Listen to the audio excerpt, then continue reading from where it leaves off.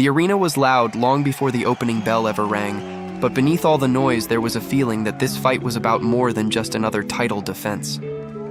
One man walked into the ring carrying the reputation of a cold, disciplined champion who never lost control.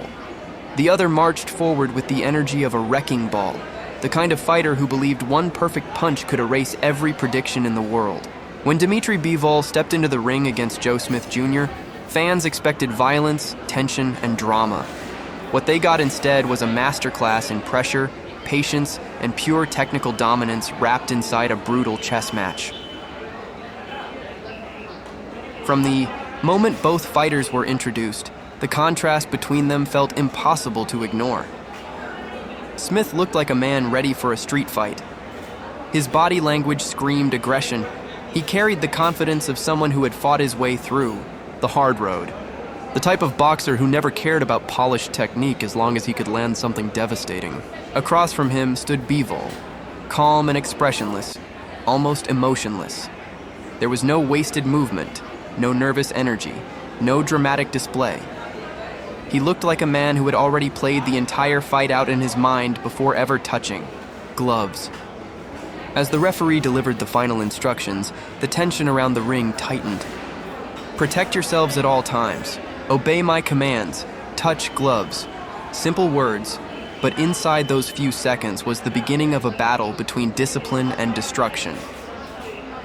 The opening moments immediately revealed Joe Smith's strategy. He wanted to make Bivol uncomfortable fast. He stormed forward behind heavy pressure, searching for the kind of right hand that could instantly change the fight. Smith had built his reputation on shocking moments, on explosive power, on making technically superior fighters suddenly look vulnerable. He didn't care about elegance, he cared about impact. But Bivol responded with something far more dangerous than aggression. He responded with control. Every step Bivol took looked calculated. Every jab carried purpose. He wasn't simply throwing punches to score points. He was building traps. Smith came charging in with determination, but Bivol's feet were always a half second ahead. The Russian champion circled calmly around center ring, measuring distance with that sharp lead hand, constantly forcing Smith to reset before he could fully commit.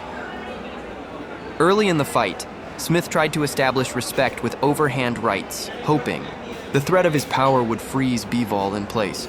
But Bivol refused to react emotionally. Instead, he welcomed the exchanges with short combinations, crisp counters, and subtle movements that slowly began exposing the challenger's flaws.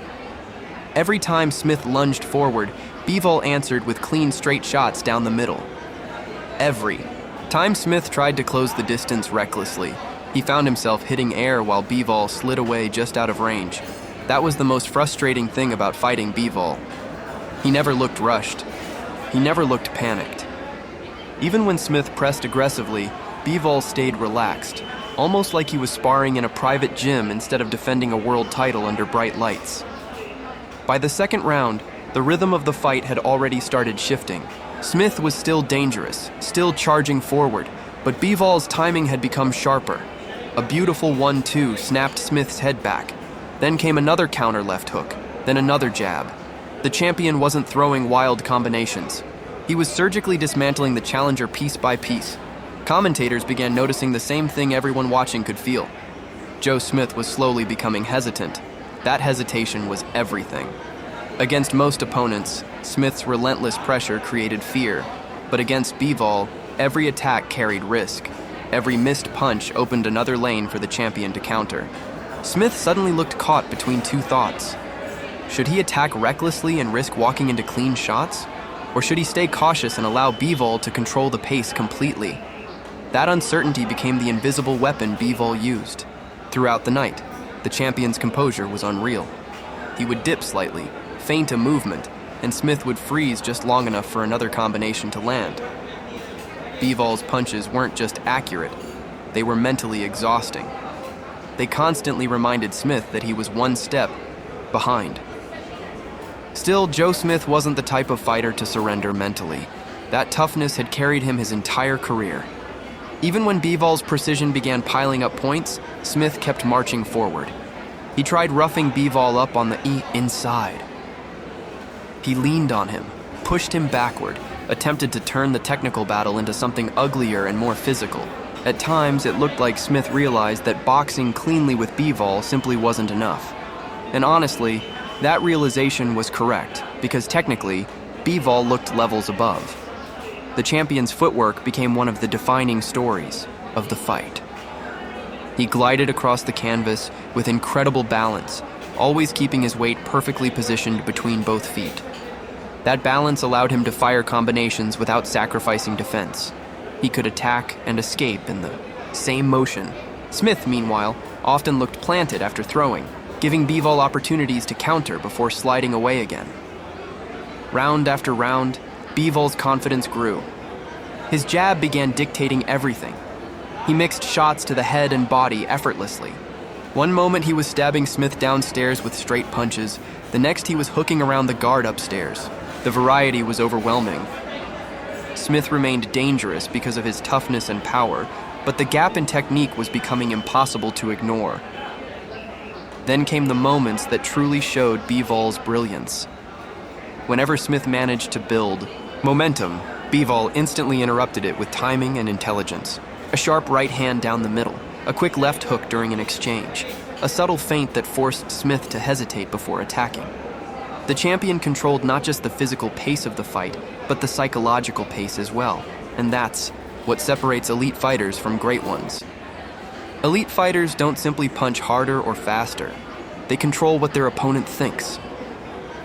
By the middle rounds, Joe Smith's face was beginning to show the wear of the contest. The pressure he'd hoped to apply was instead being turned against him. Every forward step cost him something. Bivol's combinations were clean, compact, and efficient. There was no wasted energy, yet Smith's resilience remained impressive. Even after eating heavy shots, he kept trying to push the action. At one point, he attempted to make the fight rougher, trying to physically impose himself during clinches.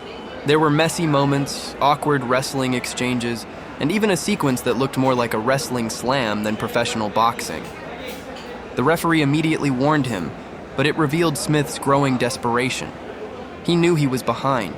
He knew he needed something dramatic, but Bivol never gave him the opening. The Russian champion's defense wasn't flashy in the traditional sense. He wasn't slipping punches with exaggerated movements or taunting his opponent. Instead, his defense came from positioning, anticipation, and distance management. Smith would throw combinations, only to realize Bivol had already taken half a step backward, leaving the punches just short enough to miss. That constant frustration slowly drained the challenger's momentum. Still, there were flashes where Smith reminded everyone why he was dangerous. A solid left hand here, a hard overhand right there. Moments where the crowd briefly came alive, sensing the possibility of chaos. But every single time, Bivol answered immediately. That was the difference. The champion never allowed success to build for his opponent. When Smith landed, Bivol responded. When Smith pressured, Bivol adjusted. When Smith tried to turn the fight into a war, Bivol transformed it back into a technical lesson. As the championship rounds approached, the atmosphere inside the arena changed. The outcome felt increasingly inevitable. Smith was still fighting with heart, still refusing to quit, but the scorecards were slipping further away with every passing minute, and Bivol knew it. You could see it in the way he began opening up offensively. The combinations became sharper. The confidence in his counters became more visible. At times, he looked like a fighter sparring with complete control, calmly punishing mistakes while conserving energy. What made the performance even more impressive was the discipline behind it. Many champions become reckless once they sense victory. They chase knockouts, abandon strategy, and expose themselves unnecessarily. Bivol did the opposite. He stayed patient. He respected Smith's power until the very end. That patience frustrated some fans who wanted nonstop action, but for boxing purists, it was beautiful to watch. This was high-level ring IQ in motion. Bivol wasn't there to entertain recklessly. He was there to dominate intelligently, and dominate he did. By the later rounds, Smith's attacks had become increasingly predictable. Bivol's jab repeatedly interrupted his rhythm before combinations followed behind it. Hooks to the body slowed the challenger down further. Straight rights pierced through the guard. Every clean connection reinforced the same reality. Bivol was simply the superior boxer. Yet the respect for Smith also grew throughout the fight. Many fighters would have mentally folded under that kind of technical punishment. Smith didn't. He continued pressing forward, continuing to search for a miracle shot even while absorbing punishment.